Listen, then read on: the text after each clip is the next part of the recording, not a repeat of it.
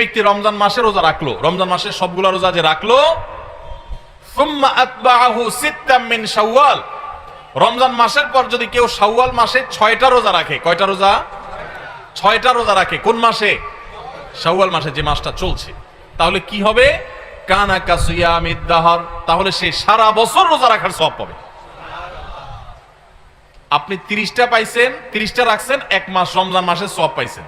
সাথে আর শুধু 6টা প্লাস করলে অফার হলো 12 মাস রোজা রাখলে যে পরিমাণ সওয়াব পাইতেন আপনার অ্যাকাউন্টে আল্লাহ সেই পরিমাণ সওয়াব জমা করে দিবেন। তাহলে কোনো বুদ্ধিমান মানুষের শাওয়ালে 6 রোজা রাখা ছাড়া উচিত না।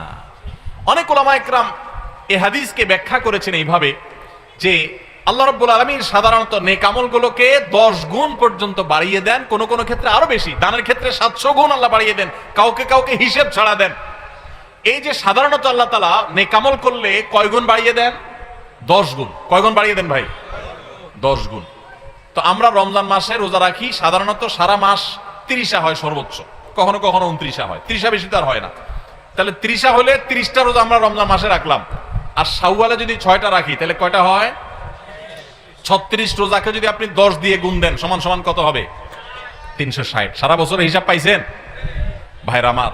এই জন্য আল্লাহ রাব্বুল আলামিন আমাদেরকে সারা বছর রোজার সওয়াব দিবেন। শুধু রমজান রোজা রাখলে সারা বছর রোজার সওয়াব পাবেন না।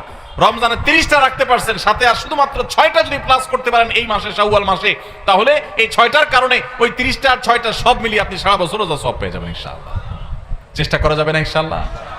আল্লাহ আমাদের সবাইকে তৌফিক দান করুন।